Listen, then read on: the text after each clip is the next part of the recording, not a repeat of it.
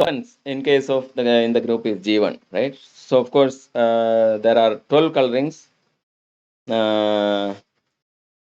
There are 12 colorings when we are using two colors for red, right? So there are four squares. Two of them are always going to be colored red, right? So it doesn't matter, the first red or second red. There is no difference. So therefore, we need to just look at the all possible colorings under so basically we have 4 factorial possibilities, but two of them are the same by 2 factorial. So you have the multi-set. This is the first thing that we learned in our course.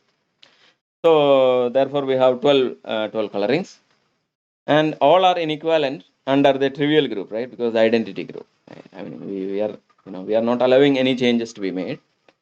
So once you fix the 12 different colorings, they are all going to be inequivalent, right? They are all different. So then G2 is the group where we allow the vertical reflection, right? So under vertical reflection, we can see that there are 6 inequivalent colorings. So why is this? For example, under the vertical reflection, you have RRBY, right? And it is basically like if you put a reflection, and then you have RRYB also, right? So RRBY and RRYB belong to this particular one class.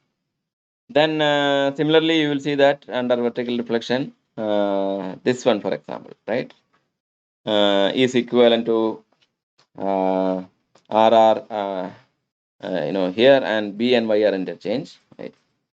Similarly, in each of these, you will see, you can all find, one another coloring to which this is actually identical under the reflection, right? So under reflection, you take the reflection of this, whatever you get, they are both equivalent. So you get 6 inequivalent colorings because these two are equivalent, these two are equivalent, these two are equivalent, these two are equivalent, etc. Right? So under the action of G2, you have exactly 6 colorings. Now under G3, okay, so reflection on the main diagonal, you will see it is slightly different. This is why I said G2 and G3 may be isomorphic as abstract subgroups, but under as symmetric groups, as permutation groups, they are different. For example, the action of G3 here is slightly different, right? So you will see that if you look at these colorings, right? So each of these colorings, under the reflection on the main diagonal, right? You will see another coloring, right? So you will see that, for example, B here and R here. This is a different coloring, and they are in equivalent. Again, Y and R are swapped. R and Y are swapped here, right? And similarly, R and B are swapped here. Again, Y and B are swapped here. So they are all having two elements in the class. So you will see that. But on the other hand, this one, right, B, Y, R, R, under reflection, this does not give anything else, right? So it remains the same. So therefore, there is only one element in its class.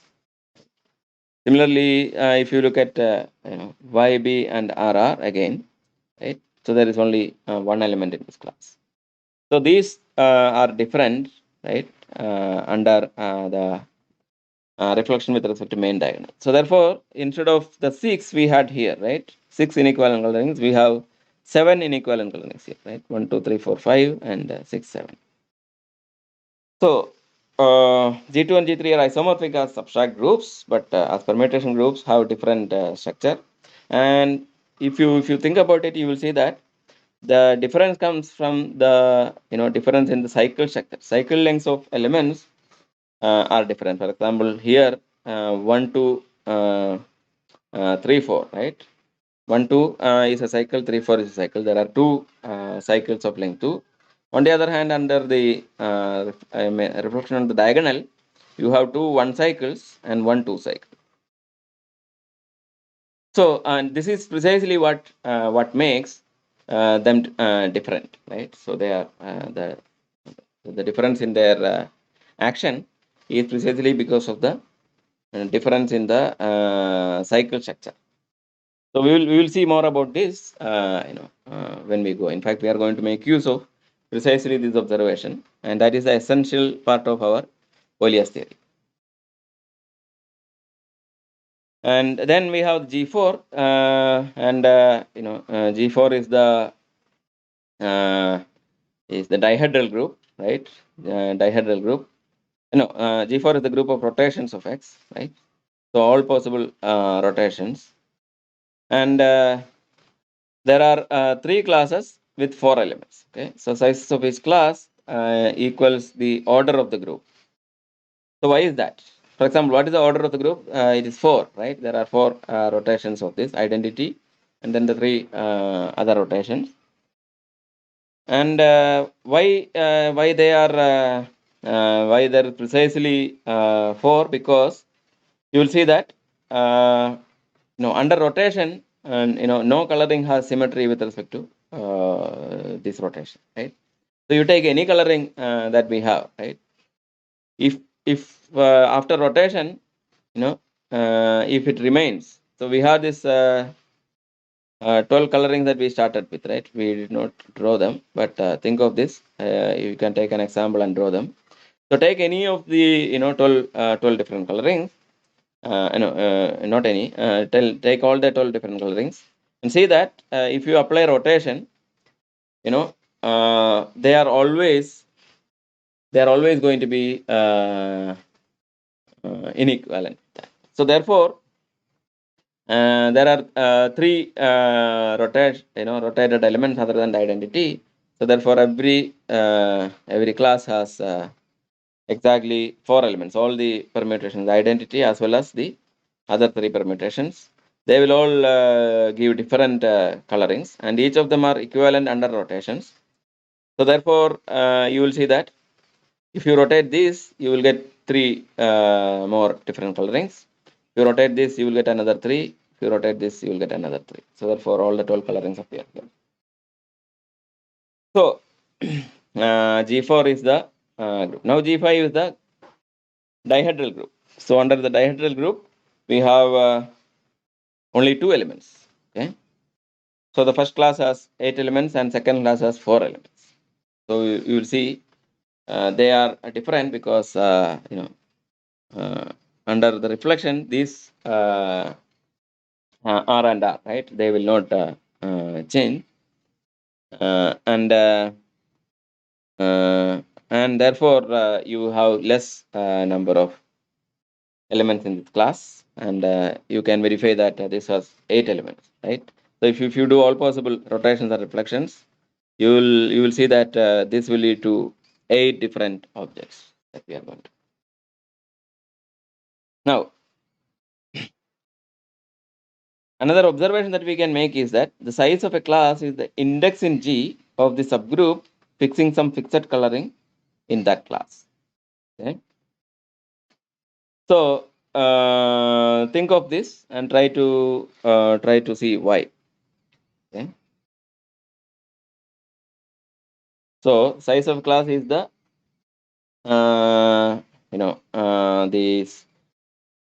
the subgroup fixing some fixed coloring in that class for for any action of a group. This is a property that you can observe. Then you have finally G6, which is the set of all permutations. There is only one class, because we are saying that no matter what permutation we take, we get the, we are saying that they are all equivalent, right? So therefore, by permutation, you can always get a coloring from one to other. If the number of colors, number of times each color appears is the same, right? So since we started with saying that, now we have exactly 2 red squares and 1 blue and 1 yellow square. The number of cells in which red appears is always 2, right? And number of times blue appears is always 1. Number of times yellow appears is always 1, right? So therefore, we see that we see that when you take permutations, right, permutation cannot change the number of times a color appears, right? We are just saying that okay, this cell is mapped to this cell, that cell goes to this cell, etc. But the colorings remains same, for example, right? So therefore, the number of times each color appears is always different. So that is it. So we have these 6 groups, and each group acts on the set of the set X, and then this action will also give different colorings, and then under this action of the permutations, we can say that they are basically symmetries that we are looking at of the object, and these symmetries will tell you how many different colorings we can have under the how many different inequivalent colorings are there under this action of symmetries. Now,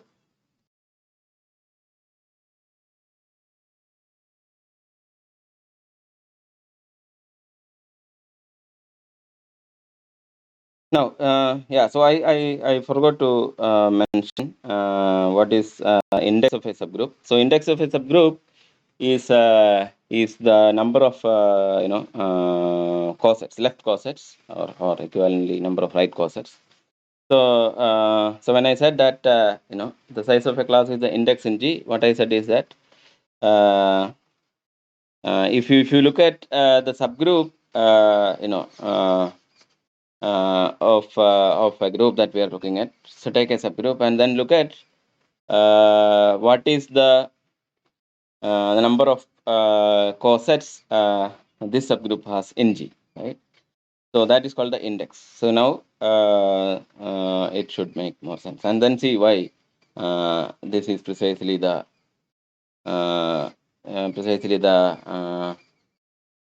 number of elements that appears in that class. Okay? So this should give you a better. Uh, Now, this is why I said that we should also look at cosets.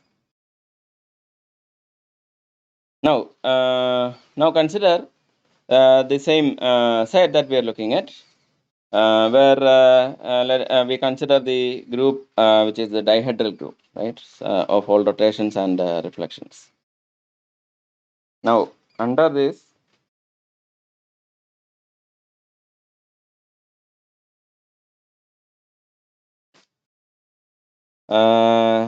let us talk about by denoting by T of I comma j comma k. There is a comma missing here, I think. The number of inequivalent colorings using the colors R, B, and Y of X, using the color red I times, right? Color blue J times, and color yellow K times. Okay. So we have the set X. You have the dihedral group acting on this, and we are looking at the number of inequivalent colorings under the action of the dihedral group, where the red color appears I times precisely, blue color appears J times precisely, and yellow color appears K times. Right. So earlier we were looking at 2 red, 1 blue, and 1 yellow. Now we can say that okay, instead of this, let us say that we have I times red, J times blue, and K times yellow. Now, of course, if you are having X has exactly 4 elements, we should be clear that I plus J plus K must be 4, right? Because we are coloring all the cells, and it can only change within this restriction. Then now we want to collect the the information basically that counts, right? T of I j k for different values into a generating function, right? So this is something that we are already familiar with. So let us write fg of r comma b comma y as this summation over all I plus j plus k is equal to 4, because we have only 4 elements, and we have to color them all. So therefore, 4 times, the colors altogether can appear exactly 4 times. So I plus j plus k is equal to 4. T of I j k, right, which is the coefficient of r raised to I, b raised to j, and y raised to k. So r, b, y can be considered as variables, right, of this generating function. So instead of one variable, now we have several variables, right? So 3 variables here. So, and if you look at the coefficient of r raised to I, b raised to j, and y raised to k, it should precisely tell you, right, how many colorings are there, right? Inequivalent colorings are there under the action of G, that is YFG. Like I appears, R appears I times, B appears J times, and Y appears K times, right? And that exactly that number is what we are looking at here, right? Which is T of I comma J comma K. So that is what we have. So we are putting it into the form of a generating function. This is how we define generating functions anyway. So our generating function fg of rby is this one. Now what is value? Okay, so we can verify that it is actually equal to. Okay, so you work out the details. Okay, looking at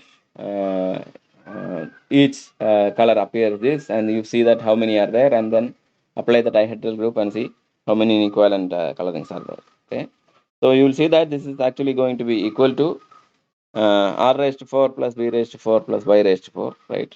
Because there is only one coloring where all the cells are colored with the red, right? Red appears 4 times.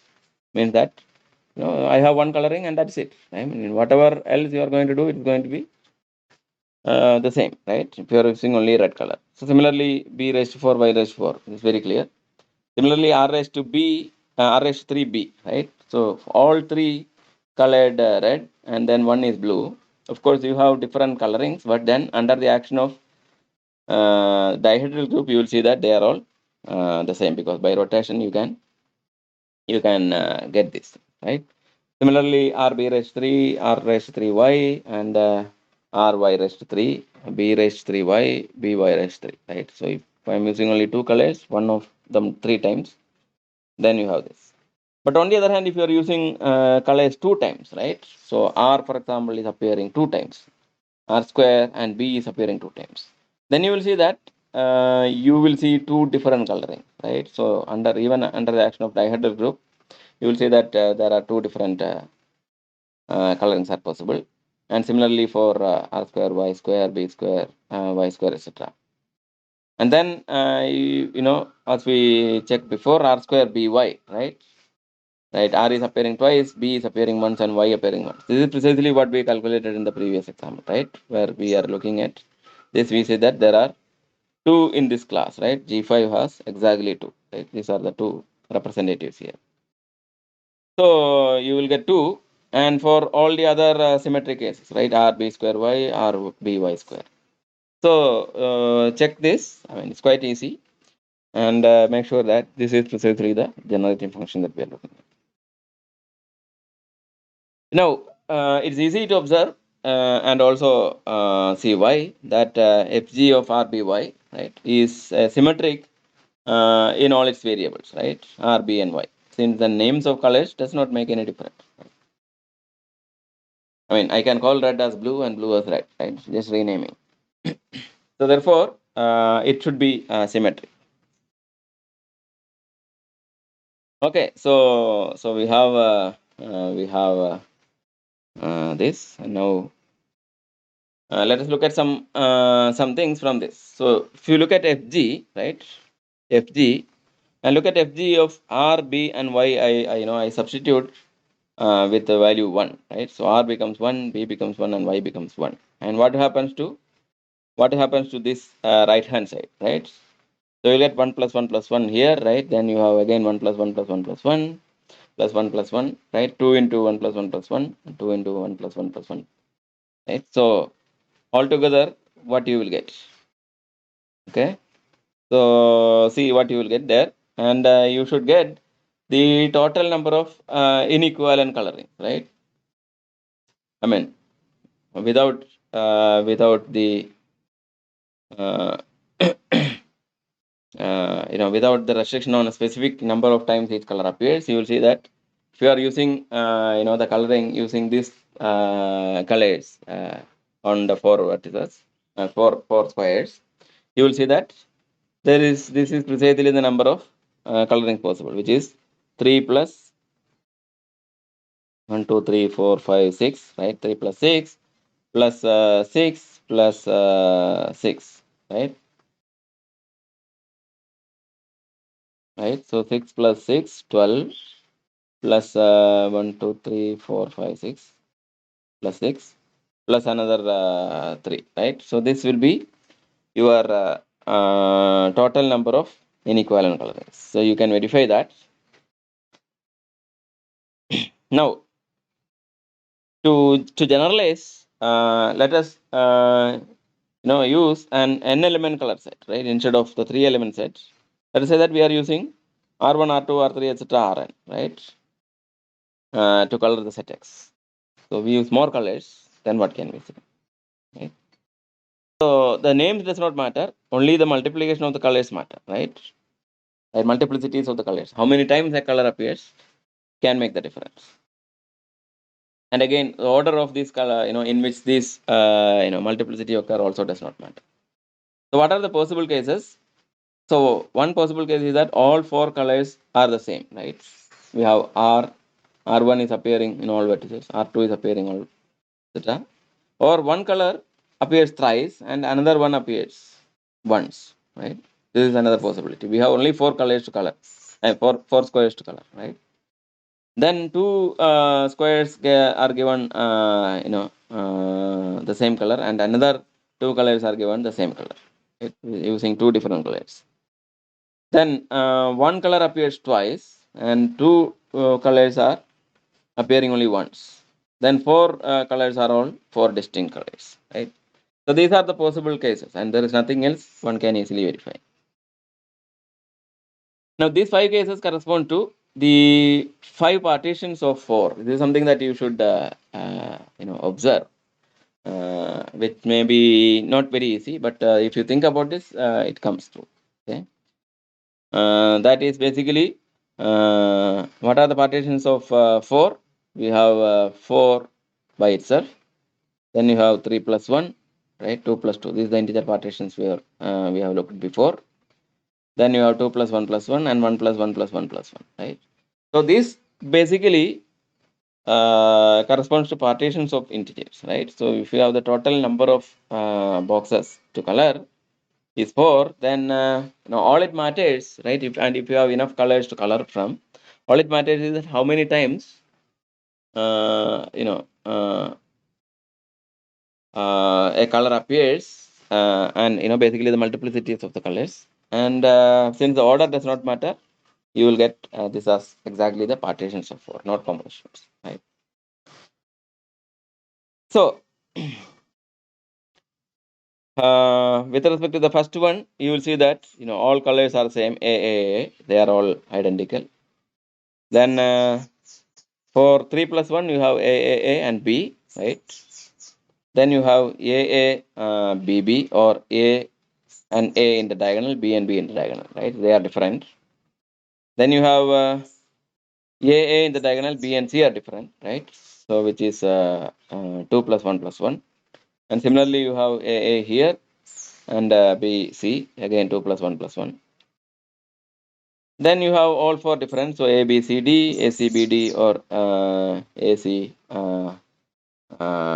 D, B, right? So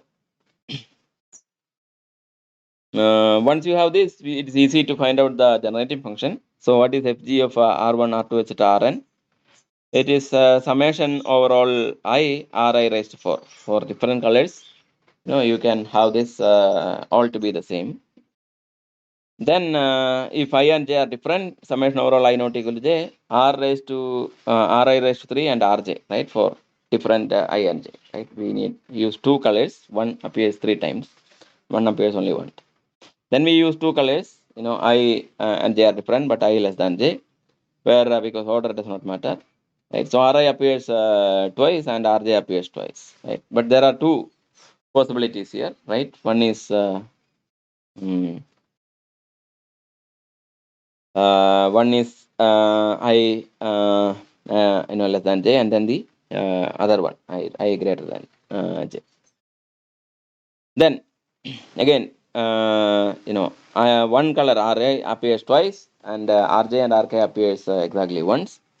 So I not equal to j, of course. I not equal to k also, and j is less than k. I know RJ and RK are different. But again, j is less than k and j is greater than k. Two different cases. So there are two into this. Similarly, you have 3 summation over I less than j less than k less than l, right? This inequality holds, and there are 3 such possible arrangements. And you will see that this is precisely the generating function that we have, right? And as we saw in the previous case, if you substitute for all the variables to be 1, it will give you the total number of inequivalent colorings, where I use exactly n colors. Okay, so you verify this, and you can find out the numbers if you want. And what is the number FG1111? That is precisely, so in the first case you have n, right? So n different colors we are using, and each one you will get 1. And then you have Ri cube Rj, right? I not equal to j. So there is n into n minus 1 cases, right? Good. First color I have n choices. Second color I have n minus 1 choices. Similarly, for the third I have 2 times n choose 2. Then you have 2 times n into n minus 1 choose 2, right? And for the finally you have 3 times n choose 4. So you will see all these things, verify all these things. As a homework, you can think of this and try to verify these things. And what is this actually? I know this is the more interesting part. This FG1111 is actually equal to 1 by 8 n raised to 4 plus 2 n cube plus 3 n square plus 2 n. Okay. So if you simplify this, right, FG1111, you will see that you can write this as this formula, and 1 by 8 comes nicely. You can take 1 by 8 outside once you do this simplification. Okay. And then what we observe from here is that the denominator 8 is actually equal to the order of the dihedral group, right? So dihedral group G5 has exactly 8 elements, and 8 happens to be the denominator, and it's not a coincidence. We will see later. Now the coefficient of n raised to I, right, n raised to 4 for example, right, is the number of permutations in G5 with I cycles. So how many permutations are there with 4 with 4 cycles? There is precisely 1, right? So therefore I get coefficient of n raised to 4 to be 1. Now similarly, you will have 2 permutations in G5, where where you have 3 cycles are. Let us look at the permutations actually, right? So what are the permutations in G5, right? So G5,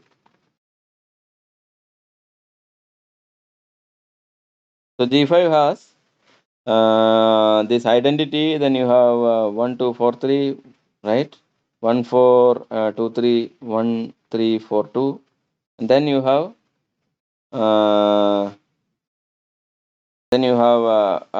1 2 3 4 1 3 2 4 1 4 and 2 3 and 2 3 and 1 4, right? So these are the dihedral groups.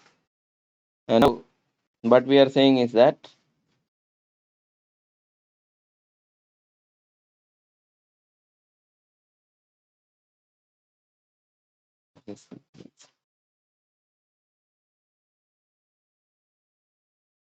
so how many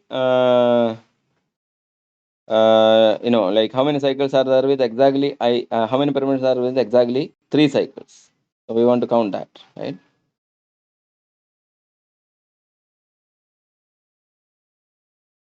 So we will see that. And this one, for where is that marker? Yeah, so I have this one has 3 cycles. This one has 3 cycles, right? Anything else has having 3 cycles? Nothing, right? So we have coefficient of this is going to be 2, right?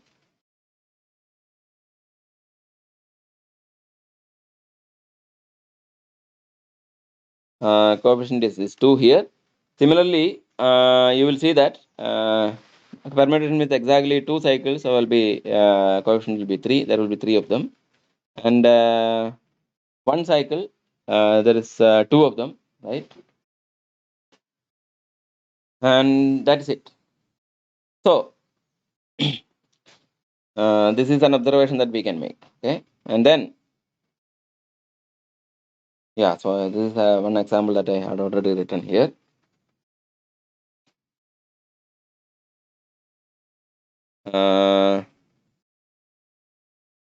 Now we want to show that this is actually the case for all such situations, right? So you will have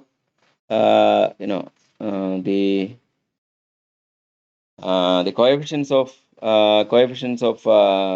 these terms are going to be precisely the number of times uh, number of times you can find a permutation or number of permutations in the group that we are looking at, having exactly 3 cycles, exactly 4 cycles, exactly 2 cycles, and exactly 1 cycle, right? So this can be generalized. That is what it says. So here we have the Burnsides lemma. Burnsides lemma says the following. So let Y be a finite set, right? And G be a subgroup of Sy. Now, for some permutation in G, let's say pi, the set fix of pi is the set of all elements Y such that pi of Y is Y. That the elements which are unchanged under the action of pi, right? The permutations may not change some elements, right? So if I take for example the identity permutation does not change any element, right? Similarly, we have 1 going to itself, 2 going to itself, 3 and 4 are interchange, right? In the dihedral group that we looked at. That is another permutation where 1 and 2 are fixed, right? So similarly, given given a permutation, we can see the set of all elements that are fixed by this permutation. So that is the fix of pi. Now the cardinality of this set, right? So that is cardinality of fix of pi is the number of cycles of length 1 in the permutation pi, right? That is clear because basically the cycle representation of the permutation tells you which are the elements that are mapped to itself. These are the unit cycles, right? When we put a single element in the bracket in the cycle notation, that tells you that these elements are the fixed elements, right? So the fix of pi is the number of cycles of length 1 in the permutation pi.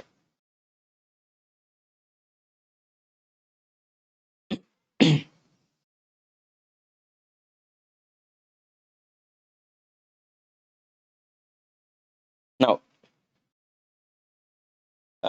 suppose we denote by Y mod G as the set of orbits of G. Okay, so what is the orbit of a group? Basically, when the group acts on a set, it basically moves the elements. So then we can look at the elements which come under a class, right? So we are saying about the classes. So some elements are basically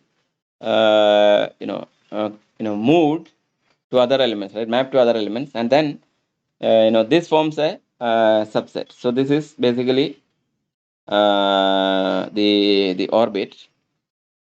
Then the cardinality of Y mod G is actually equal to 1 by cardinality of G, summation over all the permutations in G, the cardinality of the fix of pi, right?